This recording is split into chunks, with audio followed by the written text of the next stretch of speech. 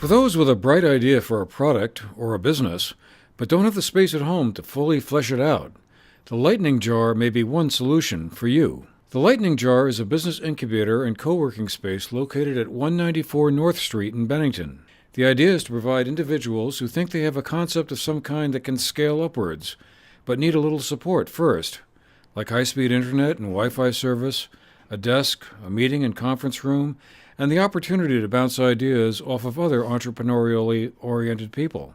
Sometimes you just need to get out of your home office, or maybe you're not yet ready for a full-blown commercial space on Main Street. The Lightning Jar provides those people with that in-between step to take their idea or business plan to the next level. And the space is open to members 24/7. So when the bolt of inspiration strikes at 3 a.m. in the morning, you can go right to the office and work on it. Michelle Morocco has been the director of the Lightning Jar since last July.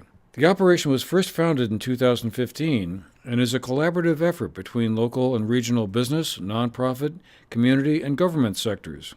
A major sponsor of the organization is the Vermont State Employees Credit Union, which is located at the same address next to the Walgreens Pharmacy and provides the Lightning Jar with its space. Michelle described how it all works. Yeah, so the Lightning Jar was a project of a group of folks. So it was a private-public partnership.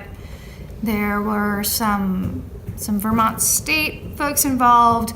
There were a couple of entrepreneurs in the area who thought that a co-working space would be really useful. Because it does allow people to work remotely, and it can be a huge draw. You see a lot of them in cities and in places with a lot of tech innovation. Those are kind of the stereotypes around co-working. A good chunk of our members are folks who run nonprofits, and so this is a really affordable option for them that gives them a chance to interact with other people and start to collaborate and meet folks in the community. We've had some really, really wonderful examples of folks working here teaming up with other members to get the services they need. Things like headshots and photography to logo and website design, things like that. Other members are sort of that idea of remote workers who actually work for companies in New York, so we've got a few folks that do that work other places and maybe have a home office and work here a couple days a week so they can get out and meet other people. A lot of the folks that fall into that category will say that it's good just to get out of their house, out of their pajamas. There's something about going to work that is really motivating. And then we have a group of folks that are starting businesses.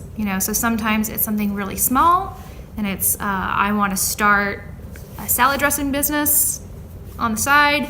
Sometimes it's something like we have one member who has an app that he created.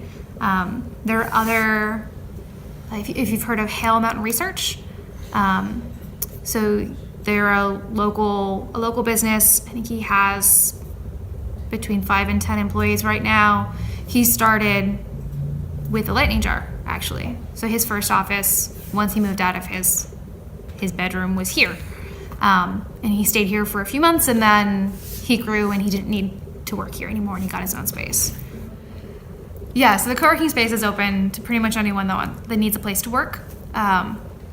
We have drop-in rates if you want to come in for just the day. We have monthly subscription memberships. The reason why we started and the reason why we continue is to help folks create opportunities for themselves and their neighbors. So if you move here or live here and you need either a job or you want to start a business that will pay you or your employees, whoever it may be, we want to help you do that.